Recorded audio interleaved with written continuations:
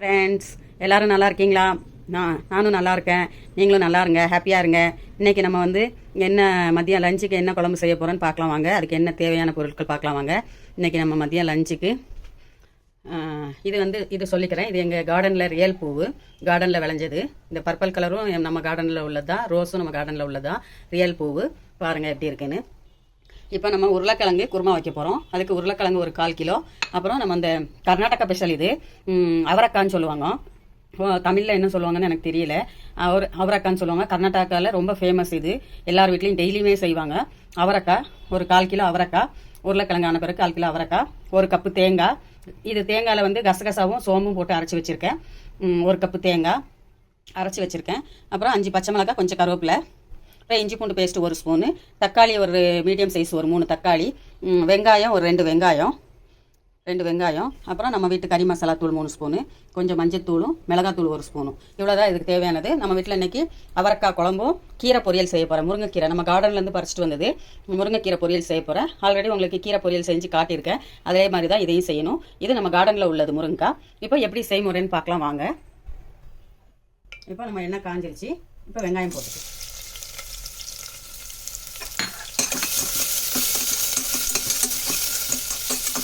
இது தாளிப்புக்கு வேணா நீங்கள் பட்டை லவங்கம் சேர்த்துக்கலாம். நான் சேர்க்கலை. உங்களுக்கு தேவைன்னா நீங்கள் பட்டை லவங்கம் ஏலக்காய் சேர்த்துக்கலாம். நான் சேர்க்கலை. இப்போ பச்சை மிளகாய் ஒரு 5, கருவேப்பிலை கொஞ்சம். இதுலேயே நம்ம இஞ்சி பூண்டு போட்டுக்கலாம் 1 ஸ்பூன். இப்போ இந்த வெங்காயம் வதங்கிறதுக்கு உப்பு சேர்த்துக்கலாம். இதுக்கு தேவையான அளவு உப்பு சேர்த்துக்கலாம்.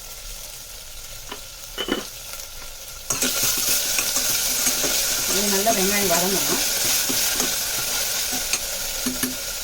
இந்த வெங்காயத்திலே நம்ம இந்த மிளகாத்தூளும் மஞ்சத்தூளும் சேர்த்துக்கணும். அப்போ தான் கலர் கொடுக்கும்.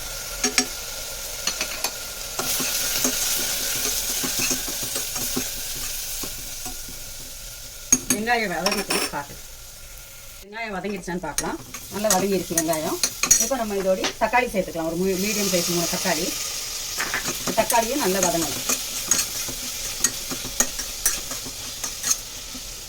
அப்புறம் இதில் கறி மசாலா தூள், நம்ம வீட்டு கறி மசாலா தூள் 3 ஸ்பூனு, இதையும் சேர்த்துக்கலாம்.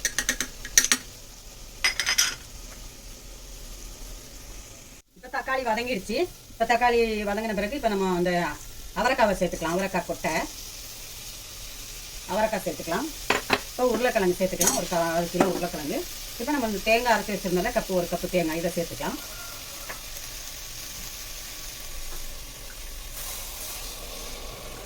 இதுக்கு ஒரு 1/2 லிட்டர் தண்ணி ஊற்றிக்கலாம்.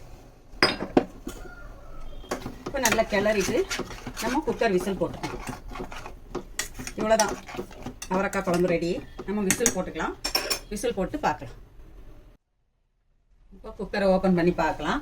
காய் வெந்துருச்சான். 2 விசில் வச்சுருக்கேன். நான் விசில் சொல்கிறது மறந்துட்டேன். 2 விசில் வைக்கணும். 2 விசில் வச்சுருக்கேன். இப்போ குழம்பு ரெடி ஆயிடுச்சு. பாருங்கள், குழம்பு ரெடி. அந்த ஸ்டேஜில் உப்பும் செக் பண்ணிக்கலாம். தேவைன்னா நம்ம உப்பு போட்டுக்கலாம். இப்போ கொஞ்சம் கொத்தமல்லி நறுக்கி போட்டுக்கலாம்.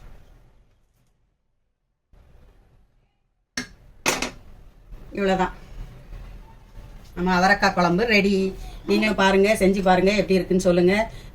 கமெண்ட் பண்ணுங்கள், ஷேர் பண்ணுங்கள், லைக் பண்ணுங்கள், சப்ஸ்கிரைப் பண்ணுங்கள். எங்கள் பெப்பர் சமையல் சேனலுக்கு சப்போர்ட் பண்ணுங்கள். இன்ஷா அல்லாஹ் உங்களுக்காக நான் துவா செய்கிறேன். எங்களுக்காக நீங்கள் துவா செய்யுங்க. அடுத்த வீடியோவில் சந்திப்போம். அஸ்ஸலாமு அலைக்கும். அவரைக்காய் உருளைக்கிழங்கு குழம்பு ரெடி.